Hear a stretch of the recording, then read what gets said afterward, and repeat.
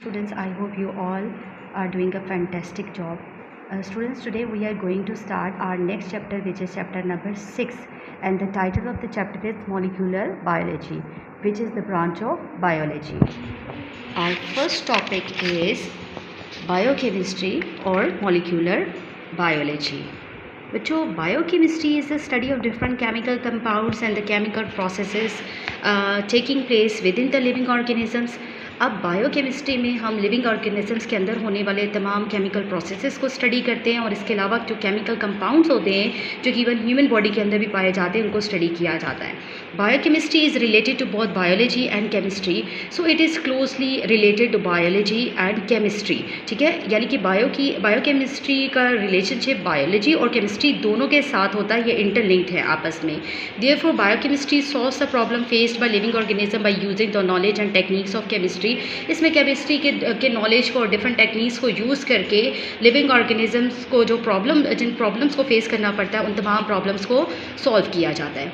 Sometimes biochemistry and molecular biology are taken as same, but molecular biology is a specialized branch of chemistry that is mainly concerned with the interaction of biomolecules within the cells and biochemical processes like DNA replication, transcription and translation.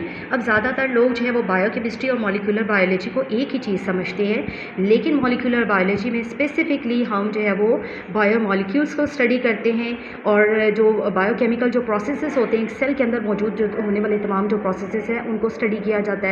जैसे कि DNA replication है. DNA replication का मतलब होता है DNA की जो copies जो है वो बनती है उसको स्टडी किया जाता है. इसके अलावा जो ट्रांसक्रिप्शन का प्रोसेस है, आपके पास ट्रांसक्रिप्शन होती है, आरएनए की जो कॉपीज़ बनती है उनको स्टडी किया जाता है. इसके अलावा जो ट्रांसलेशन का प्रोसेस है, ट्रांसलेशन जो है वो बेसिकली क्या है, सिंथेसिस ऑफ प्रोटीन है, प्रोटीन सिंथेसिस है जो कि हम ह्यूमन बॉडी के लिए बहुत ज़्यादा ज़रूरी है, यानी कि हमारी बॉडी का ज़्यादातर जो हिस्सा जो है वो प्रोटीन से मिलकर बनता है.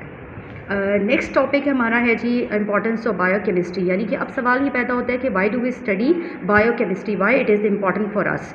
Study of biochemistry is greatly helpful to explore the cell biology and anatomy as all the structures of the living organisms, जैसे कि है सेल्स हैं, टिश्यूज़ एंड ऑर्गन्स हैं, हैव स्पेसिफिक बायोकेमिकल ऑर्गेनाइजेशन. अब बायोकेमिस्ट्री हमें मदद करती है कि हम जो है वो सेल को स्टडी कर सकें, सेल के स्ट्रक्चर को स्टडी कर सकें. जैसे कि जो सेल होता है उससे ह्यूमन बॉडी मिलकर बनती है, यानी कि सेल्स को स्टडी किया जाता है, टिश्यूज़ और ऑर्गन्स, ये तमाम चीज़ें जो है आपस में इंटरलिंक्ड होते हैं और उनकी ऑर्गेनाइजेशन को स्टडी करने में जो है हमें हेल्प आउट करती है. Similarly knowledge of biochemistry is essential to study the physiology of organisms.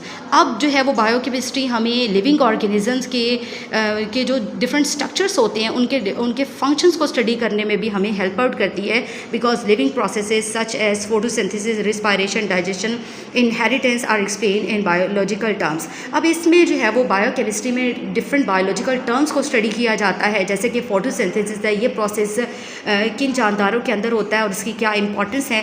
आपको जैसे कि पता है फोटोसिंथेसिस का प्रोसेस जो है वो प्लांट्स के अंदर होता है. रिस्पायरेशन का प्रोसेस तमाम लिविंग ऑर्गेनिज्म के अंदर होता है, जैसे कि एनिमल्स और ह्यूमन बींग्स वगैरह. डाइजेशन का प्रोसेस है और इनहेरिटेंस का मतलब ये होता है कि एक्सप्रेशन ऑफ जीन्स आप कह सकते हो कि जो चीज़ें हम अपने पेरेंट्स से इनहेरिट करते हैं, जो जेनेटिक कैरेक्टरिस्टिक जो ट्रेड्स हम इनहेरिट करते हैं उनको स्टडी करने में हमें हेल्प आउट करती है.